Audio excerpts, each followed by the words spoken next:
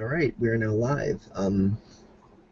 Hello, everybody. Welcome to the next paradigm shift in educational comedy, talking about copyright, decentralization, and Openbay, and what those things were, are, where they're going, what they all have to do with each other, so on and so forth. And here we have Rich GeneralTate with his new setup, so that's why we see a completely new view of him there. Why don't you tell us what happened with that, Rich? You're at a totally different angle. Yeah, got a new computer screen for Christmas, pretty kick-ass. Put my old computer screen right there, put the webcam on top of that because my new screen is got a thin enough top that the camera won't balance on it, so that's why you have a new angle. But it's a dual screen setup, so it's much better, and I think the lighting is much better, and you know, the overall presentation is better. So, like, is one screen split into two, left and right, or is it the same one screen being projected to two places simultaneously? I've got my main screen, and then I've got an extra digital kind of monitor. Basically, I can move tabs over onto the other screen. It's kind of for multitasking. Ah, okay. So that way, if I'm, I can watch YouTube videos and be typing a Word document at the same time, simultaneously. That's very, very interesting. Very cool. So you have a card in there that's able to split off the views. So you got one going one way and one going the other way. Yeah, it's a dual monitor setup. I mean, it's hooked up to the back of my tower, so they're not dual clone screens. I mean, it's not like I'm on both screens at once. It's got my main screen and then my other screen, which is for all my other stuff that, is for all the extra stuff that I want to put on another screen. All right. Well, that's cool. Speaking of screens, I'm going to go into screen share mode because our topic here is going to require some illustration.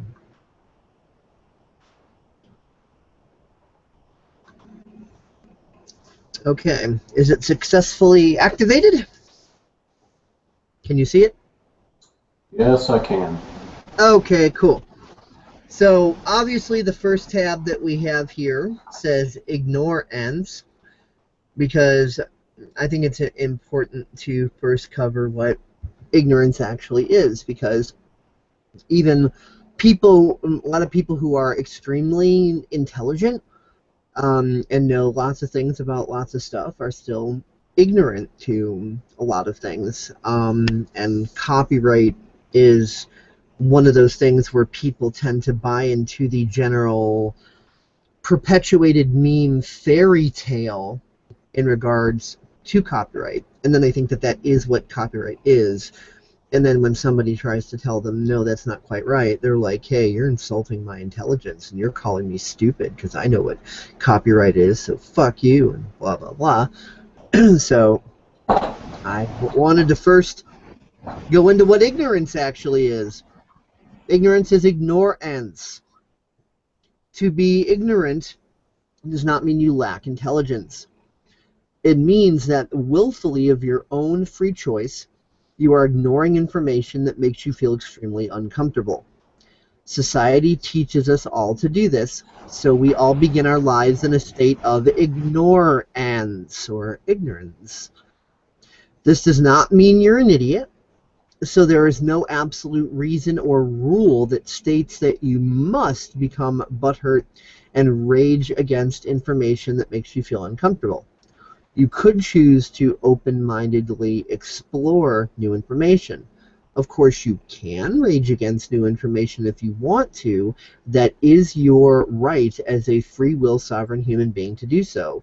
It is simply required that you do so. So a lot of people think that ignorance and stupidity are the same thing. So when they get called out on being ignorant on something, they take it as an attack. Like, what do you call me, stupid? You're a dick. I'm not stupid. You're stupid. I got 10 PhDs and went to 6 colleges and wrote a thesis on nutsacks, and I know everything about everything. You're the one who's stupid. So people, like, you know, they kind of rage a bit. So now I'm going to switch to this screen here. Copyright infringement. We're totally okay with it, but only if we are the ones who are doing it against you. We see Microsoft, RIAA, Apple, Motion Picture Association. And I've kind of seemed to be getting, like, nudged lately by the universe to do this video, and I've had all sorts of synchronicities involving copyright and all that pop up. So kind of taking that as a hint, and even today I go to my computer, I check DeviantArt, and lo and behold, what do we have here? Someone by the name of Dolphin. Even talking about corporate copyright infringement seems quaint. Let's talk about corporate espionage, murder, warfare, and a ton of other types of major crimes first.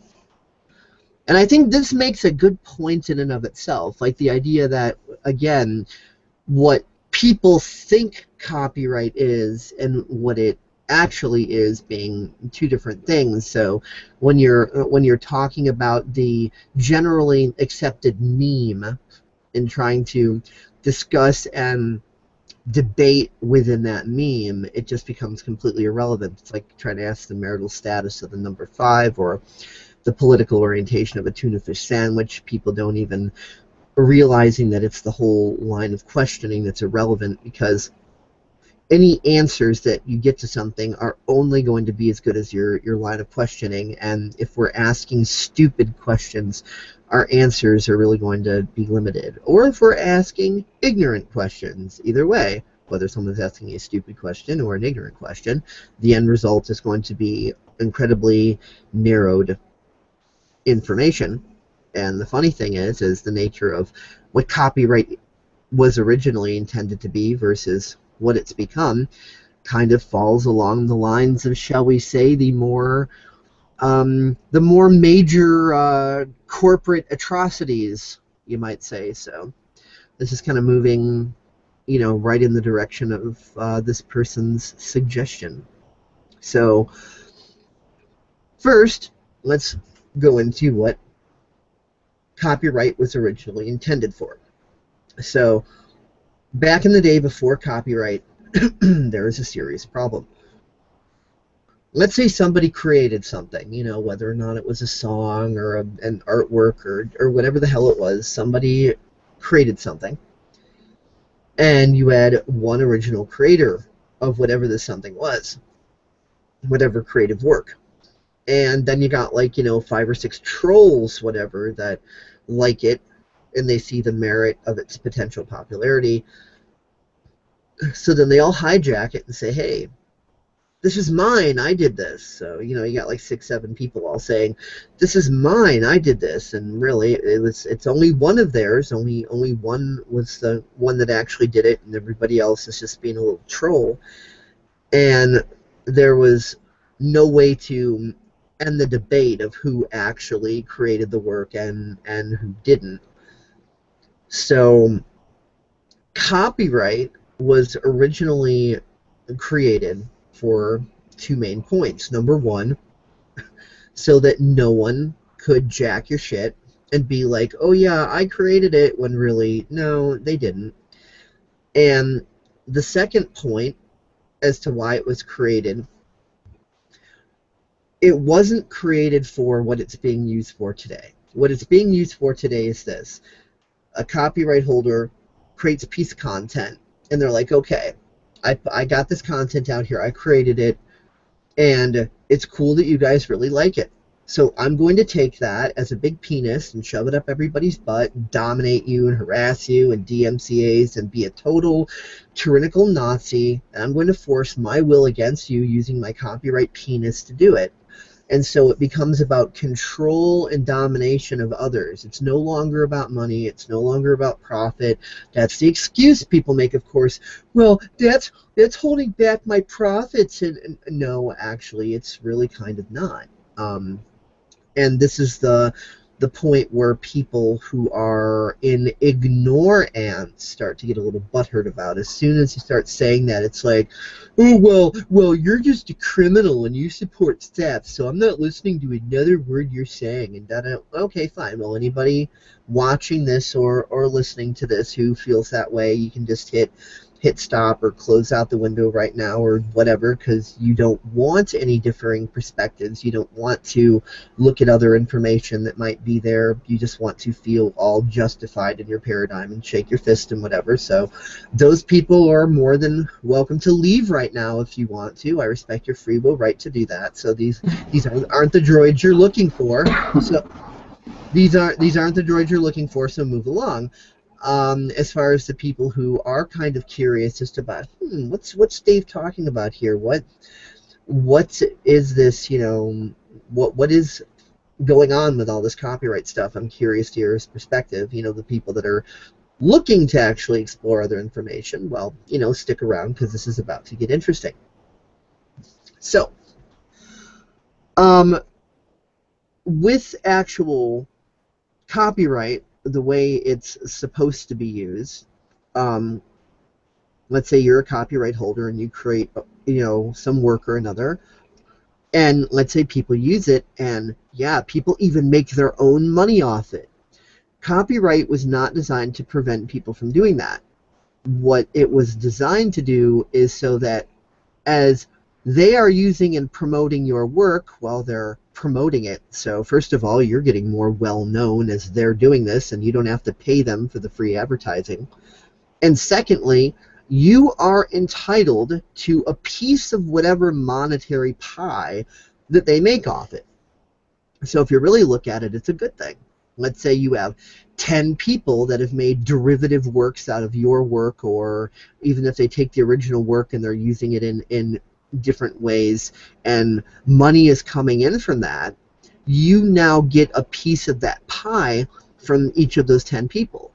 Whereas if you were being a domineering Nazi and saying, no, you're not allowed to use that, then there would be no pie to have any piece of, and you wouldn't be getting anything, and you'd actually be sabotaging your own profits, because now you're saying, no, you can't make profit and share that with me. I'm not letting you give me money. You're not allowed to use that at all. I don't want your money. So you see, when you look at it that way, you clearly see it's about domination and control. It's not about money at all. With these people, it's about domination and control. So that's what copyright has turned into.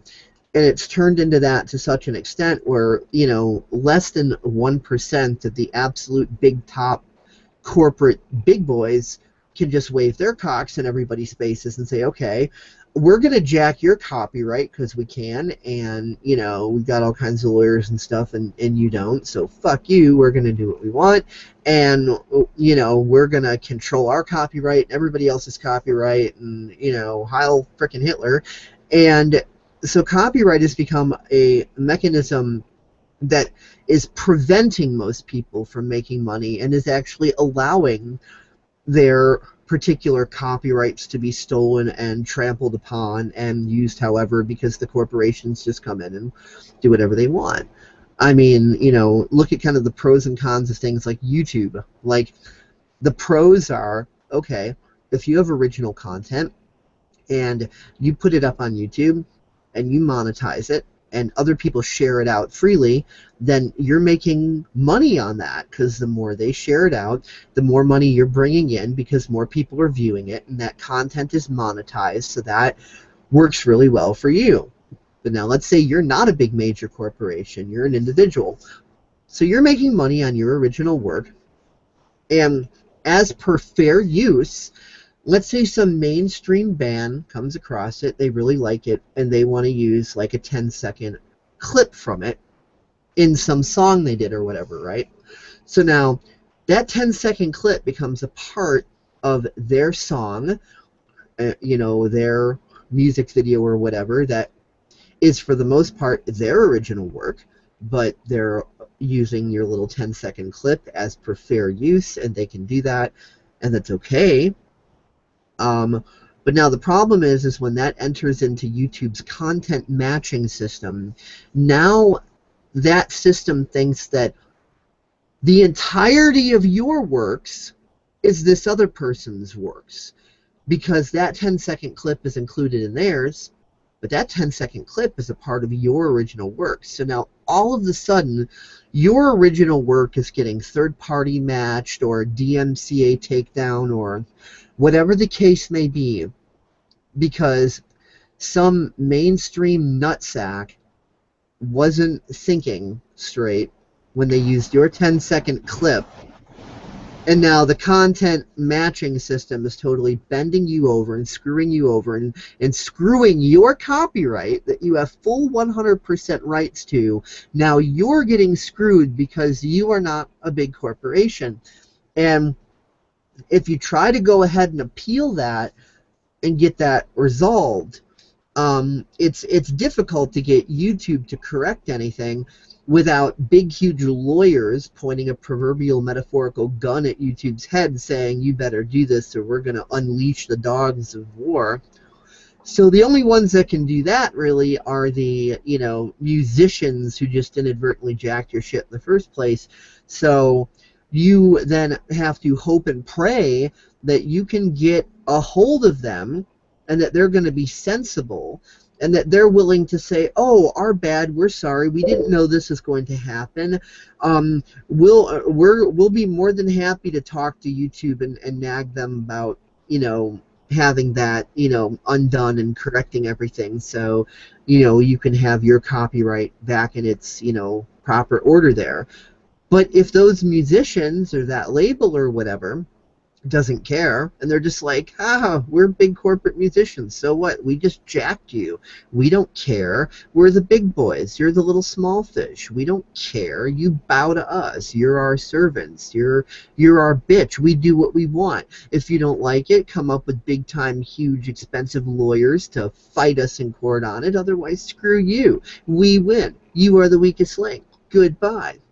So you can see how copyright has then now become a domination mechanism rather than something that's actually, protecting people's, right to credit to their work and actually allowing people to make money from their work. Instead, it's become a system of jacking and screwing, and he who has the biggest corporations and lawyers can screw everybody else. So it's not really a fair system as far as what it's become.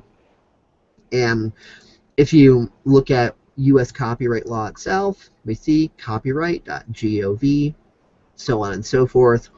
You can look at this yourself, but essentially what it's stating, it's talking about the doctrine of fair use, is that it's a bit of a slippery slope, but Section 107 contains a list of the various purposes for which the reproduction of a particular work may be considered fair, such as criticism, comment, news reporting, teaching, scholarship, and research. And if you look into the full quote of the actual fair use documentation, it'll even go so far as to stipulate that in the event of something like an audio or video recording, you can actually freely use the entire thing, copy, distribute, whatever, as pertains to, nonprofit use, educational, so on and so forth. So even if it's not a commentary, it's not taking a clip for a piece of journalism, but it's something that's educational and you're trying to forward people's education, that by law you can do that. It's not a violation. Although, of course, the original copyright holder could then protest that and say, oh, we're the big bad corporations and you're horrible for defying our godly right to rule over you, so we're going to bend you over and rape you, and so on and so forth. But as you can see, the whole premise of fair use, as listed here, is about maintaining integrity and fairness. The purpose and character of the use, including whether such use is of commercial nature or is for nonprofit educational purposes, the nature of the copyrighted work, the amount and substantiality of the portion used in relation to the copyrighted work as a whole, the effect of the use upon the potential market for or value of the copyrighted work, so on and so on.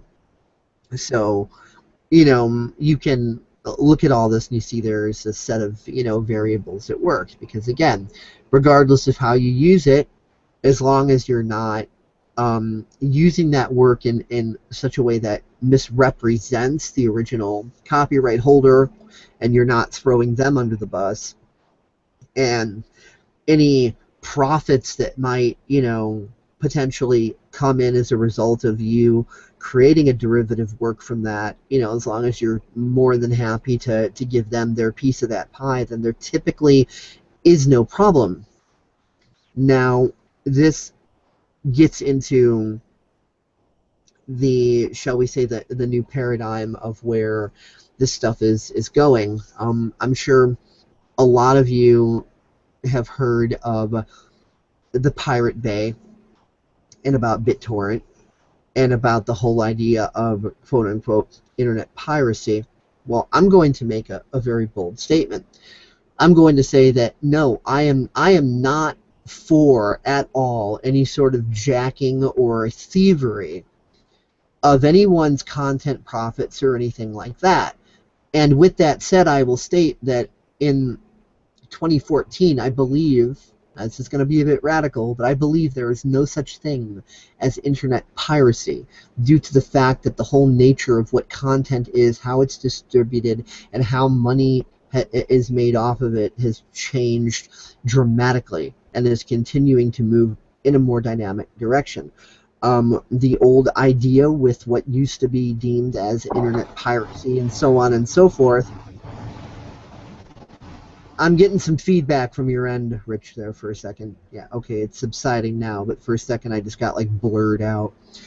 So if you could mute, that would be helpful. But anyway, so back in the day, like in the 90s or something, the idea of internet piracy was completely valid because the marketplace was very different.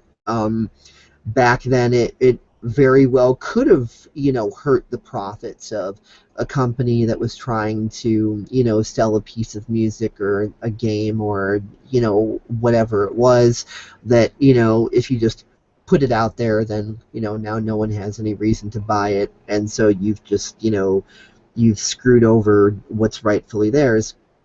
And that was valid in that period of time. But as the internet started to evolve, you might notice that, with the whole Napster fiasco in like 1999 and moving, into the new century, the Recording Industry Assholes Association, the RIAA, was not butthurt about profits being lost. As a matter of fact, as a result of Napster, CD sales went up 60%. Yes, went up. So you might be thinking, why would they be scared about profits going up, and why would they act as if anything would affect their profits? Well, the whole profits thing was an excuse. They didn't want people to know that it actually went up. Their whole thing was, the RIAA is used to being the dominating force in the music industry. The threat of, you better obey us or you'll never work in this industry again, holds absolutely no weight or water whatsoever if anybody out of their garage or in their basement who has real actual talent can put together a music CD or whatever online and make money from that themselves online.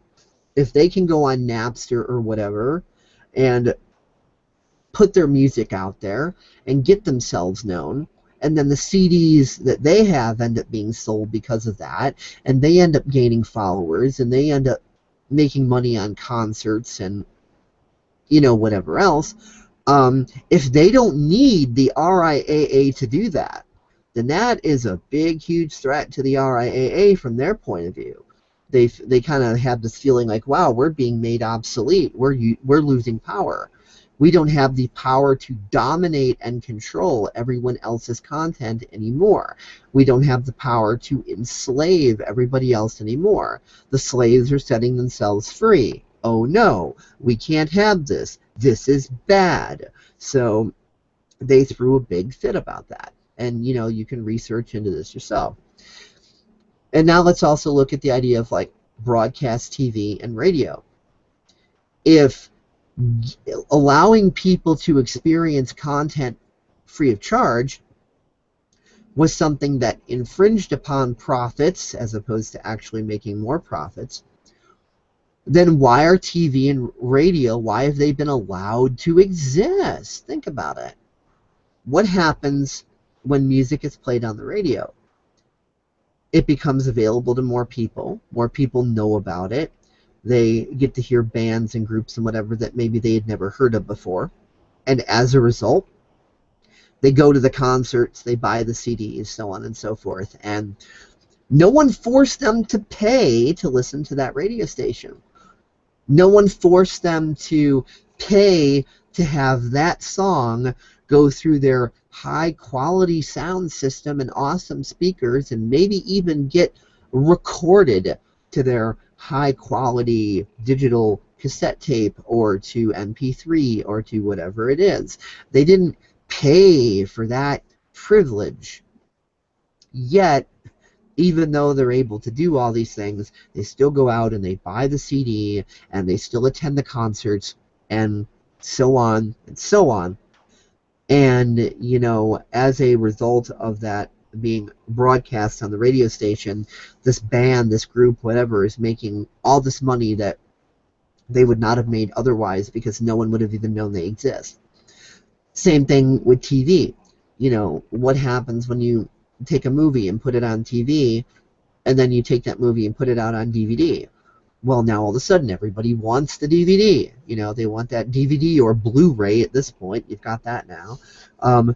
They want the DVD and Blu-ray versions, and they want all the extras and the little fancy menus and whatever the hell. And people are more than happy to go out and buy the DVD, buy the Blu-ray disc, despite the fact that it aired on TV and they were able to watch it for free. They might have even recorded it on their VHS tape. Even better, they might have a digital recording system that is recording the stream in full HD or Blu-ray or whatever quality, full kick-ass quality. So now they've recorded a broadcasted version of this content that is full awesome quality. So gee, why would they go out and buy the Blu-ray disc or the DVD of it or whatever? Well, guess what? That's what people do.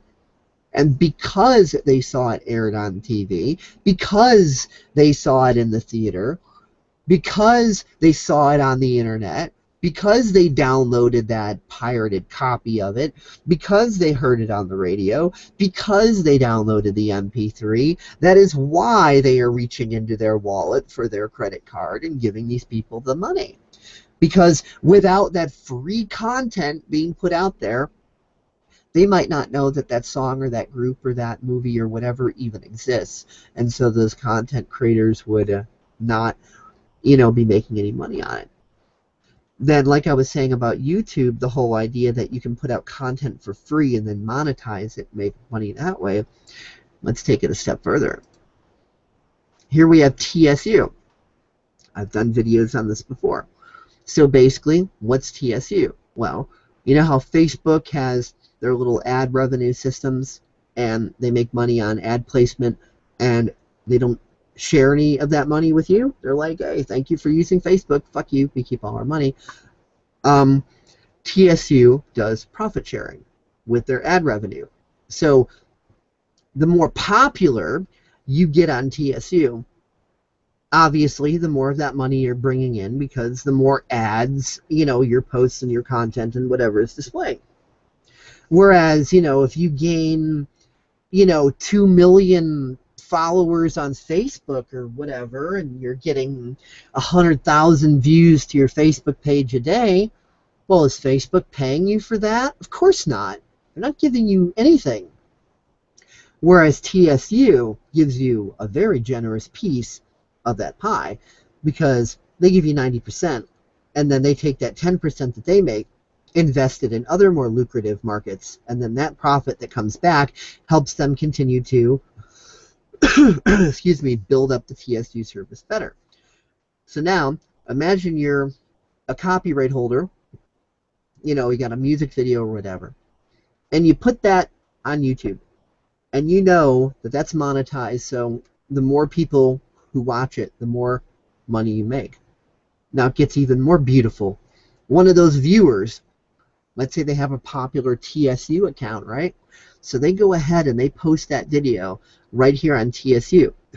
So now TSU's advertisers are paying TSU to pay this other TSU using person to then post that video on TSU, and as a result of that video being posted on TSU, even more people see the video, and as a result of that video being seen, the original copyright holder that owns that video is making money by default of that.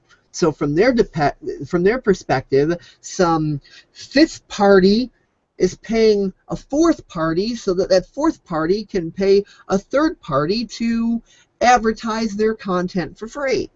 And it's a beautiful system. And if we look at things like BitTorrent, if we apply those concepts to BitTorrent, there is huge future potential for the BitTorrent system to be used in a very similar way to all the things we were just discussing. So back to the whole issue of Pirate Bay. They just recently, in December, I do believe it was, they took Pirate Bay down. They got raided. And the way Pirate Bay does things, to the best of my understanding, they have something like 17 corporate hosted virtual machines or something like that in cloud space somewhere. But their Achilles heel is they still need one central point to coordinate between all of them, and it's that central point that got raided. And after that, I was saying to Rich privately, in private conversation, I was just like, if they would just open source that shit and just turn that into like an end user application or something instead of relying on one centralized point, then the whole idea of the Pirate Bay would be turned into just this dynamic, decentralized cloud networking sort of thing that couldn't be taken down, because no matter how many individuals you take down, the network still lives on. So apparently, I was hoping that this might be the straw that breaks the camel's back on this, although in my opinion, I was thinking, well, people apparently need to be pushed pretty hard in order to go in these more innovative directions, and I don't know if this was hard enough. People do have the whole societal Stockholm syndrome thing going on, so I don't know if this is hard enough. Apparently, it was hard enough. I'd like to introduce you to Openbay. And here's what Openbay has to say about itself. We, the team that brought you ISO Hunt and oldpiratebay.org, bring you the next step in torrent evolution, the Pirate Bay source code. Torrent sites like ISO Hunt and the Pirate Bay gave us lessons that would be a crime to ignore. But boom, individual torrent sites are easy targets. This code will enable individuals with minimal IT skills and basic server equipment to create a Pirate Bay clone on their own domain. We want to give you an opportunity to speak your mind, determine needs, and be active participants in the evolution of the oldpiratebay.org. A lot of requests were received for a wide range of features, but we want to emphasize the development process.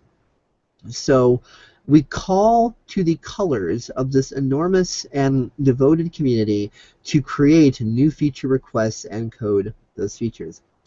We call out to the torrent community to join us, to join in to develop and enhance this engine to create a modern and advanced website that every user all around the world would want to use. Well, this is, you know, frickin' Paul Revere holding his musket in the air screaming, so to speak. It's totally like a digital revolution here. It's the beginning of the decentralization process. And seeing as this is simply just a bunch of scripts that you can, you know, drop into a web directory and boom, boom, bing, you know, instant Pirate Bay. You're hooked into the decentralized network. You know, because it's that easy, the next step would be to create it as an end user application. That would not be a very difficult next step, but obviously, you know, they're going to want to, you know, perfect the API a bit more and get things, you know, as perfect as possible on the server side of things, and then move into actually turning the Pirate Bay itself into a freaking BitTorrent client to where it can search within itself and do all of this, and it's pretty badass. And I'm going to play for you right quick a short video that someone by the name of Alex Duncan made on this very subject, and I think he explains it fairly well. So let's take a quick 2 minute and 38 seconds to go over that.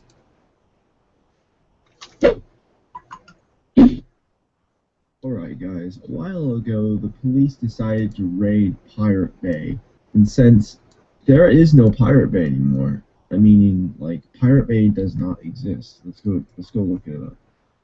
piratebay.org. It absolutely does not exist anymore. What happened to Pirate Bay? Well, this article right here will be able to tell you exactly what happened to Pirate Bay so far. Now, as far as it seems like Pirate Bay isn't going to be coming back up in a bit, or not for a while, but if you want to use old Pirate Bay, it's right here. This is the old version of Pirate Bay. You can use this instead.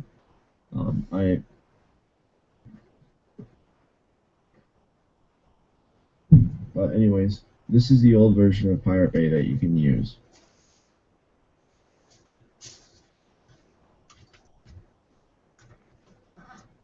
But as you can see, they left a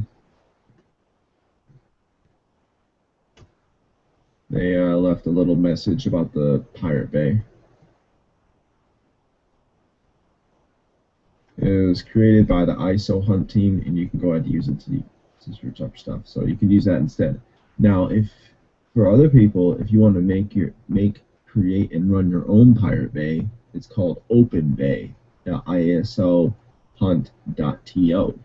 It's a GitHub repository that you can literally use to create your own Pirate Bay website. All you have to do is download the source, upload it to your website, and install the scripts. That's it. Literally make your own Pirate Bay website. Now, I am not saying any information on on how to do it or any of that type of stuff, but if you want to do it, go in the description bar and you can do it. Now, now this is for a disclaimer for anybody who watches my videos. I am not held responsible for whatever actions you do. This is only an educational purposes only.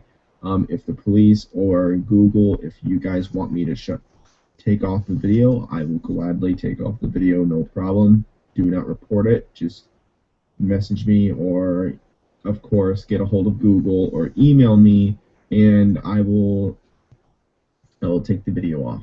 But if it's not from an official source, if the email is not from an official source, then I'm not going to be taking the video off. Thank you, and have a great day. Alrighty. Yeah, so that video was from December. And, of course, to update things in the now, the Pirate Bay is supposed to be returning on February 1st. So we see the nice little countdown clock here. Hopefully we can all see that. And, you know, it says we are TPB, and it's the piratebay.se/browse, and it's got the counter 28 days, 2 hours, 51 minutes, and the seconds tick down. So, yeah, the people are definitely, you know, pushing back, because BitTorrent is not about piracy. It's about not only the freedom for content distribution and derivative works and so on and so forth, and for educational information to be passed around, and etc., but it's also representative of the new business models that are in the process of being developed and used, and that stand to make everyone a whole lot more money, And it's just that the old guard that is more about domination and control and metaphorically ass raping everyone else and being a little Hitler bitch is not really all that concerned with money, because they have more money than God. What do they care about money? You know, they don't care. They have all the money they could ever use. They don't care about money. They care about domination and control. They care about being a control freak and dominating everyone else and controlling your lives. And that's why things like organized crime and war, which is a racket, which is an industry, military-industrial complex, you know, genocide, all this and that. The entire world is being, you know, treated like a big game of chess or checkers or Go or whatever you want to call it.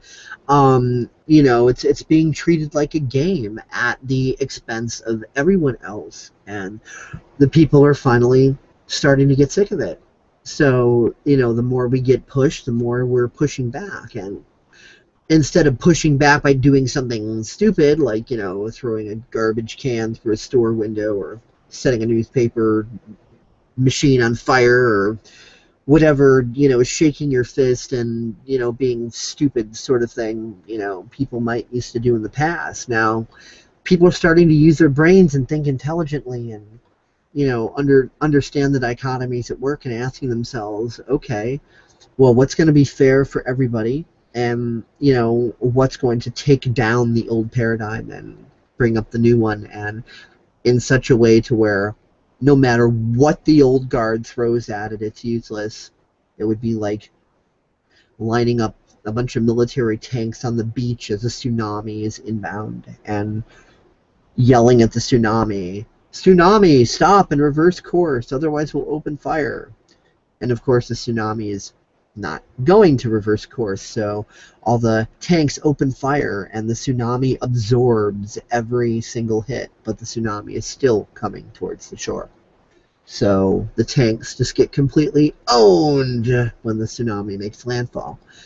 So yeah, these are the sort of forces of consciousness that we're talking about here, that the will of the people, as it awakens to the idea that being a bunch of control freak, dominating Hitler butthurt bitches is not good for humanity. It's not good for the planet. It's suicidal. It's self-destructive. And humanity is growing up, and it's wanting better things for itself.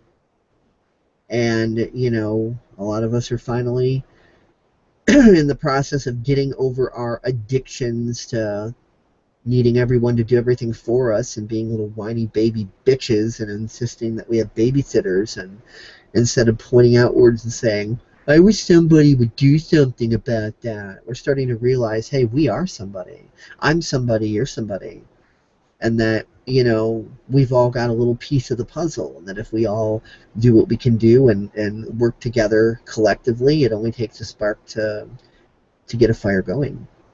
So yeah, I mean, I think it's really cool to see, and we're going to be seeing a lot more of this. And as I said in a previous video, I really think 2015 is going to be an action year, and, you know, so far so good in my opinion. Things are, you know, already getting off to a start of, you know, action being taken, and, you know, people not so much getting, you know, butt hurt and expecting everybody else to do everything, and starting to take some initiative and some responsibility in ending the blame game. So yeah, I think it's really cool to see. And with that, I digress for the moment, and I will let Rich get in his 2 cents, whatever his 2 cents is that he wants to get in.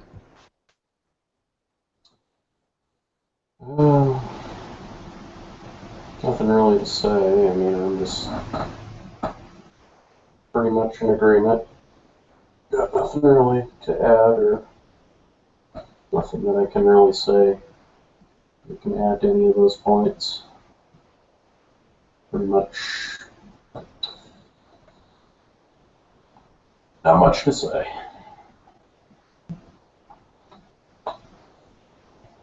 So,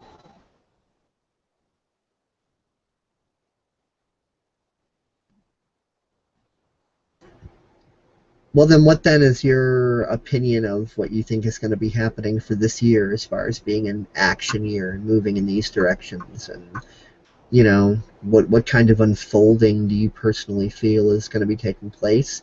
Obviously, your opinion is as valid as anyone else's. You're not making and any... again, like I said, every point you've wanted to make, I really don't feel I have anything to say. I'm being honest in that. But as to the question, personally, I'm in agreement. Yeah, 2015 is going to be a year of action. It's going to be a year where people, average individuals, stand up for their liberties and do what they need to do and take care of business, clean a house, shuffle a new deck of cards, get a new dealer, and, any other analogy you want to put into that category. I mean, it's pretty much the 1776 type of year, It's going to be a year where average individuals stand up for, personal integrity, expression, and, the like. And with a bit more intelligent action rather than fist shaking and butt hurting, but rather based on actually learning to understand the mechanisms at work and the psychologies and, everything from metaphysics to quantum physics to biology to neurology to psychology to technology to everything under the sun, instead of seeing information as our authority and bowing down to masters and gurus and looking for other people to tell us what to do. We start to kind of use our own noodle. We start to use what God gave us up here and, realize that, we actually have the ability for critical thinking and discernment, and we can figure things out and actually grow up instead of adulthood being a state of extended adolescence. So, yeah. So, I think that's really all there is to say on this. We've gone over copyright. We've gone over why decentralization is important and how that works, and with like the tsunami wave. And we've gone over what Openbay is and why BitTorrent is actually important to the evolution of online business. That the old idea of internet piracy is going away like the Model T and the dinosaurs. Mm-hmm. So with that, I think I will close. Thanks everybody for watching, and we will see you next time.